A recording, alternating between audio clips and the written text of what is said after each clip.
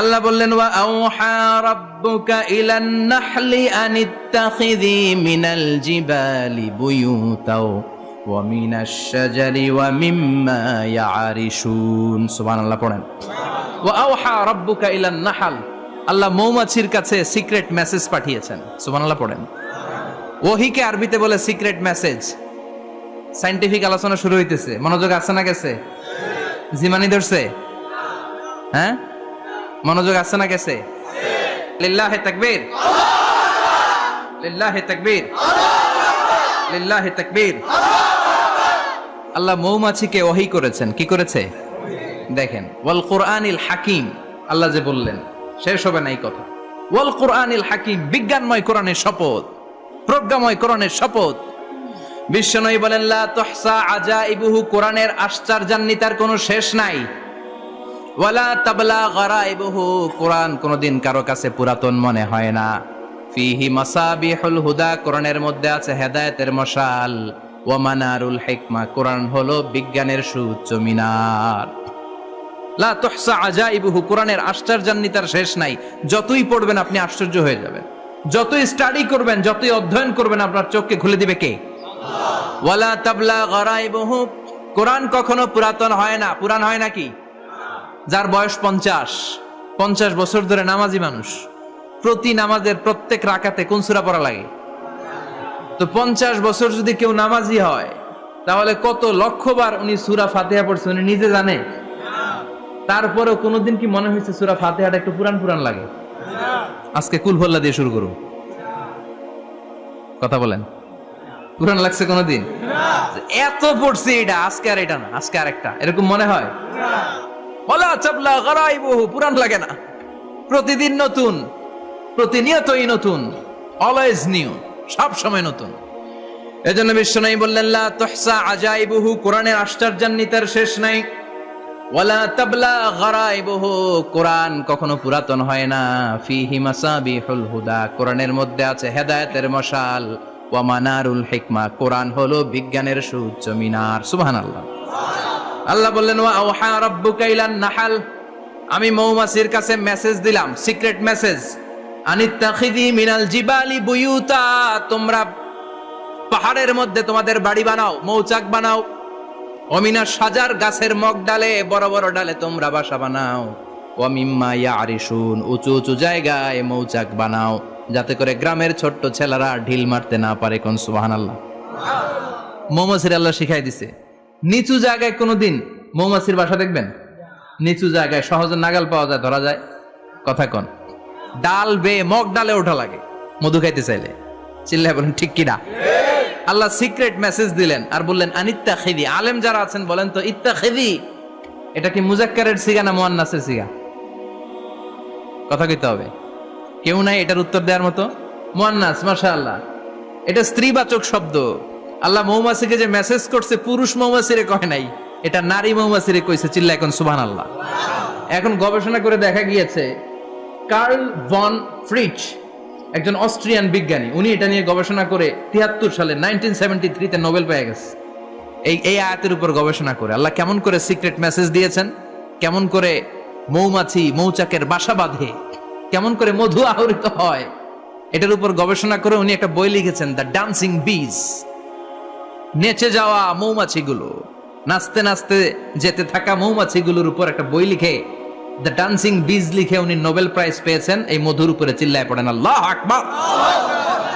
এখন কোরআনের আয়াত থেকে বোঝা গেল আনিত্তাখিযি মিনাল জিবালি বুয়ুতা, আল্লাহ নারী মৌমাছিকে বলেছেন মৌচাক বানাও, তোমাদের মধু রাখার জন্য বাসা বানাও। কার্ল ভন ফ্রিচ গবেষণা করে পেয়েছে মৌচাকের বাসা বানানো হয়, মধু আহরণ করা হয়। যেই মৌমাছিটা নেতৃত্ব দেয় এটা পুরুষ মৌমাছি নয়, এটা হলো মহিলা মৌমাছি। কোন সুবহানাল্লাহ। পুরো মৌচাকের মধ্যে মধু আহরণ, মধু নেওয়া, পুরো প্রসিডিউরটা সারার জন্য কোনো পুরুষ মৌমাছি লিডিং দেয় না, লিডিং দেয় একটা নারী মৌমাছি, স্ত্রী মৌমাছি। এজন্য ইত্তাখিয, ম্যাসকুলিন জেন্ডার ইউজ না করে আল্লাহ বলেছেন ইত্তাখিযি। নারী মৌমাছিকে আল্লাহ অ্যাড্রেস করে বলেছেন যাও মৌচাক বানাও আর এটার মধ্যে মধু আহরণ করো। চিল্লায় পড়েন আল্লাহু আকবার। আল্লাহ বললেন ইত্তাখিযি মিনাল জিবালি বুয়ুতা, পাহাড়ের মধ্যে ঘর বানাও, ওয়ামিনাস সাজার গাছের বড় ডালের মধ্যে ঘর বানাও, ওয়ামিম্মা ইয়ারিশুন উঁচু উঁচু জায়গায় ঘর বানাও। উনি গবেষণা পেয়েছেন এই মধুর মধ্যে অসাধারণ কিছু ন্যাচারাল অ্যান্টিসেপটিক আছে। কি আছে? Natural antiseptic. এটার নাম হচ্ছে প্রপিলিস। প্রপিলিস নামে একটা লিকুইড পাওয়া যায় মৌচাকের মধ্যে। এটা কাটা জায়গায় লাগা দিলে স্যাভলন ডেটল কিছু লাগানো লাগবে না। ওই প্রপিলিসের কারণে আপনার কাটা জায়গা এমনি শুকায় যাবে। সুবহানাল্লাহ পড়েন। দ্বিতীয় বিশ্বযুদ্ধে রাশিয়ান যত সৈনিকরা যুদ্ধে আহত হতো, ওরা আলাদা করে অ্যান্টিসেপটিক খাইতো না, ওরা মধু আইনা লাগাই দিত আর সুস্থ হয়ে যেত। সুবহানাল্লাহ পড়েন। নিউজিল্যান্ডের কিছু বিজ্ঞানীরা আবিষ্কার করেছে মৌমাছির হুলের ভিতরে রেমিটিক ফিভারের অ্যান্টিবায়োটিক আছে। অনেকের বাত জ্বর হয়, বাতের ব্যথা থাকে না? থাকে, মুরব্বীদের বেশি হয়। ওই জায়গার মধ্যে যদি আপনি মৌমাছি এনে ঢুকাই দিতে পারেন, মৌমাছির হুল লাগাই দিতে পারেন, ভালো হয়ে যাবে। মৌমাছি যখন হুল ফুটে আরাম লাগে না অনেক? খাইছেন? কামড় খাইছেন? হ্যাঁ, মজা লাগে। তো নিউজিল্যান্ডের এই গবেষকরা এরা আবিষ্কার করেছে যে মৌমাছি যদি হুল ফুটিয়ে দেয়, ওইখানে বাতের ব্যথা থাকলে, বেদনা থাকলে এটা ভালো হয়ে যাবে। আমি নিজে দেখেছি, বিবিসি একটা ডকুমেন্টারি। ইজিপশিয়ান একজন ফিজিশিয়ান, চিকিৎসক, উনি ওনার বাতের ব্যথায় আক্রান্ত যত রোগীরা আছে ওদের গায়ের মধ্যে মৌমাছি এনে এনে নিজে নিজে হুল ফুটায়। তো রোগী চিৎকার মারে, ও মাগো, ও আল্লাহ গো, কিন্তু একদিন পরে ব্যথা নাই, আর কয় ভালো হয়ে গেছি। সুবহানাল্লাহ কইবেন না?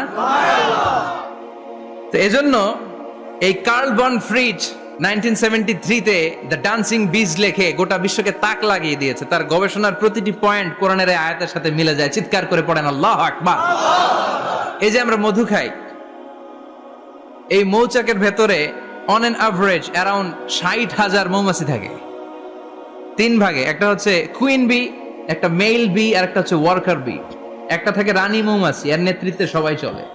আর একটা থাকে মেল বি, পুরুষ মৌমাছি, বংশ বাড়ানোর জন্য এদের কাজে লাগে। আর সব হচ্ছে ওয়ার্কার বি, সবাই কাজ করে। আল্লাহ বললেন সুম্মা খুলি মিন কুল্লি সামারাত ফাসলুকি সুবুলা রাব্বিকি যুলুলা। আল্লাহ সিক্রেট মেসেজ দিয়ে বললেন গাছের উপরে বাসাবাদ, পাহাড়ের উপরে মৌচাকের বাসাবাদ, উঁচু উঁচু জায়গায় তোমরা তোমাদের বাসা বাঁধো। সুম্মা কুলি মিন কুল্লি সামারাত, এরপর এলাকার যত মিষ্টি মিষ্টি ফুল আছে, ফল আছে, ওখান থেকে রস নিয়ে আসো। সুবহানাল্লাহ। পুষ্পরস সংগ্রহ করে মধুগুলো, এটার বলে sweet nectar. They collect the sweet nectar from the flowers. এবং মধুর মধ্যে এত চমৎকার জিনিস থাকার কারণ হচ্ছে মৌমাছিগুলো ওই এলাকার সব ধরনের ফুল, ভালো ভালো সুগন্ধযুক্ত ফুল ফল থেকে রস নিয়ে আসে। তো ওই গাছগুলোর মধ্যে বনাজি গাছ আছে না নাই? ঔষধি গাছ আছে না নাই? এজন্য মধুরে বলা হয় সব রোগের ঔষধ। যত বনাজি ঔষধি গাছের নির্যাস আর পুষ্প রস আছে, সব আল্লাহ মধুর ভিতরে ঢুকায়া মধুকে আল্লাহ ন্যাচারাল ভ্যাকসিন বানিয়ে দিয়েছেন। চিল্লায়ে পড়েন আল্লাহু আকবার। আল্লাহ বললেন সুম্মা কুলি মিন কুল্লি সামারাত, সব ফল আর ফুল থেকে নেকটার পুষ্পরস নিয়ে আসো। ফাসলুকি সুবুলা রাব্বিকি যুলুলা, যেমন যেমন গিয়েছিলা পথ চিনায় আবার ফিরে আসো। ইয়াখরুজু মিন বুতুনিহা শারাব, এরপর তাদের পেট থেকে বের হয় শারাব। মুখতালিফুন আলওয়ানু, এক একটা মধুর কালার হয়ে যায় এক এক রকম। কোন সুবহানাল্লাহ। সরষে ফুলের মধু একটু সাদা সাদা হয় না? আমি হচ্ছি মধু খাওয়ার পোক। আমি দেশে বিদেশে যেখানে গিয়েছি ফ্রেশ হানি আমি অনেক খুঁজেছি। ইয়ামানি একটা মধু পাওয়া যায়, ইয়ামানের সাওয়াহিলি এলাকায়, পাহাড়ি এলাকায়, একেবারে কুচকুচে কালো। আবার অনেক মধু আছে কিছুটা খয়েরি এবং হলুদ বর্ণের। কিন্তু সরষে ফুলের যে মধুটা, এটা অনেকটা সাদা। এই পুষ্পরস নিয়ে মৌমাছিগুলো মৌচাকের মধ্যে ঢেলে দেয় না, এগুলো খেয়ে ফেলে। প্রত্যেকটা মৌমাছির পেটের ভেতরে আল্লাহ 2টা করে স্টোমাক দিয়েছে, পাকস্থলী। সুবহানাল্লাহ পড়ে। এটাই Karl von Frisch the dancing bees বইয়ের মধ্যে লিখেছে গবেষণায়, যে 2টা পাকস্থলী। একটা পাকস্থলী দিয়ে মৌমাছি খায়, নিজে খেয়ে বাঁচে। আর একটা পাকস্থলী দিয়ে এই ফ্লাওয়ার নেক্টার, পুষ্পরস সংগ্রহ করে ওই পাকস্থলীতে রাখে। ওই পাকস্থলীর ভেতরে আল্লাহ একটা ন্যাচারাল এনজাইম দিয়েছেন। ওই এনজাইমের সাথে ওই পুষ্পরসটা মিক্সড হয়। তারপরে আরেকটা টিউব আছে, ওই টিউব দিয়ে মৌমাছি যে সে বাসার মধ্যে মৌমাছি যে সেখানে সাপ্লাই করে দিয়ে আসে, মধু ঢুকিয়ে দিয়ে আসে। চিল্লায় পড়েন সুবহানাল্লাহ। তার মানে বিষয়টা এমন না ফুলের রস নিয়ে মৌচাকের দিয়ে আসলো, ফুলের রস সে নেয়, তার স্পেশাল একটা স্টোমাকের মধ্যে ঢুকায়, সেখানে এনজাইম দিয়ে, পাচক রস দিয়ে আল্লাহ এটাকে সমৃদ্ধ করে দেয়। তারপর আলাদা একটা নল দিয়ে টিউব দিয়ে মৌচাকের ভেতরে ঢুকিয়ে দেয়। কোন সুবহানাল্লাহ। কি অসাধারণ পদ্ধতিতে আল্লাহ এই মধু বানালেন। আর কি সুন্দর মধু হাতের মধ্যে লয়া জিব্বা দিয়া চাটে আর গান গায়, মধু হই হই বিষাবাইলা। আছে না নাই? আল্লাহর শুকরিয়া নাই? চিৎকার করে বলেন শুকরিয়া করতে হবে কার? আল্লাহ বললেন ইয়াখরুজু মিন বুতুনিহা, এটা মধু সরাসরি চলে আসে না, ওর পেট থেকে বের হয়। মুখতালিফুন আলওয়ানুহু, বিভিন্ন রঙের মধু আছে না নাই? ব্ল্যাক কালারের মধু হয়, হোয়াইট হানি হয়, অর্গানিক হানি হয়, ক্রিমড হানি হয়। কত ধরনের মধু যে আল্লাহ পৃথিবীতে রেখেছে তার ইয়ত্তা নাই। এরপর আল্লাহ বললেন ফিহি শিফাউন লিন্নাস, মধুর ভেতরে শিফা দিয়েছে কে? আল্লাহ। এজন্য বিশ্বনবীর খাদ্য তালিকার মধ্যে মধু আছে না নাই? বিশ্বনবী সুগন্ধযুক্ত ওলা মধু খেতেন, দুর্গন্ধযুক্ত ওলা কোনো মধু মুখে নিতেন না। সুবহানাল্লাহ। বিশ্বনবীর জামানায় মাগাফির নামে একটা মধু ছিল, দুর্গন্ধযুক্ত, এটা কখনো বিশ্বনবী মুখে নিতে চাইতেন না। সুগন্ধযুক্ত মধু সবসময় বিশ্বনবী খেতেন। বিশ্বনবীর স্ত্রীরা এই সুগন্ধিযুক্ত মধু বোতলের মধ্যে প্রিজার্ভ করে রাখতেন বিশ্বনবীকে দেওয়ার জন্য। বিশ্বনবী প্রাণ ভরে এগুলো পান করতেন। সুবহানাল্লাহ। বিশ্বনবী যে সমস্ত খাদ্যগুলো পছন্দ করতেন হাদিসে এসেছে, বিশ্বনবী রুটি খেতেন, খেজুর খেতেন, খেজুর, খেজুর চিনেন? বালাহ, তামার, দুধ খেতেন, এই মধু খেতেন, জব খেতেন, বার্লি খেতেন, লাউ খেতেন, রুম্মান, ডালিম ফল, আনার ফল, আনার চিনেন? আনার, এই আনার খেতে পছন্দ করতেন বিশ্বনবী। মাশরুম খেতেন, মাশরুম, মাশরুম চিনেন? ব্যাঙের ছাতার মতো। রেস্টুরেন্টে ইদানিং মাশরুমের স্যুপ পাওয়া যায়, এটা খাবেন। যাদের চোখের জ্যোতিতে সমস্যা, দৃষ্টিতে সমস্যা, খাবেন। হাদিসে এসেছে আল কামআতু মিনাল মান ওয়া মাউহা শিফাউন লিল আইন। মাশরুম হলো মান্না সালোয়ার মতো খাবার। মাশরুমের স্যুপ যারা খাবে, চোখের জ্যোতি যাদের কম, তাদের চোখের জ্যোতি বাড়িয়ে দিবে কে? বুখারীর বর্ণনা, কানা রাসূলুল্লাহ ইউহিব্বুল হালাওয়া ওয়াল আসাল, বিশ্বনবী মিষ্টান্ন খেতে বড্ড পছন্দ করতেন। আবার বিশ্বনবী বেশি বেশি মধু খেতে পছন্দ করতেন। সুবহানাল্লাহ।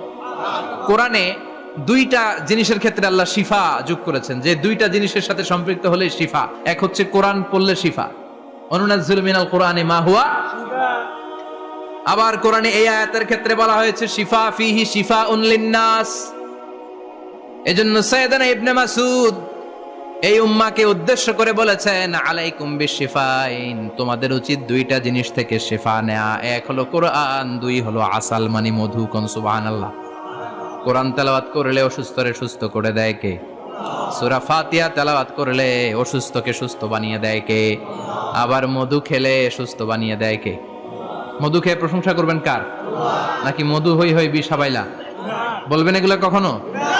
খাঁটি মধু খেতে হবে, খাঁটি মধু খেতে হবে। তাহলে ফিহি শিফাউন লিন্নাস।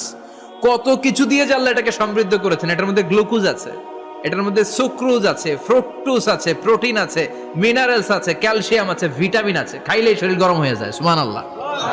এজন্য শীতকালে বেশি বেশি খাবেন, জাম্পাল লাগবে না। শীতকালে মধু খেয়ে রাত্রে বেলায় বের হবেন, আর মাফলার পেঁচিয়ে বেরোয়া লাগবে না। সুবহানাল্লাহ পড়েন। তার মানে আল্লাহ বললেন ইয়াসিন ওয়াল কোরআনিল হাকিম, প্রজ্ঞাময়, বিজ্ঞানময় কোরআনের কসম। কোরআনের ভেতরে বিজ্ঞান আছে না নাই?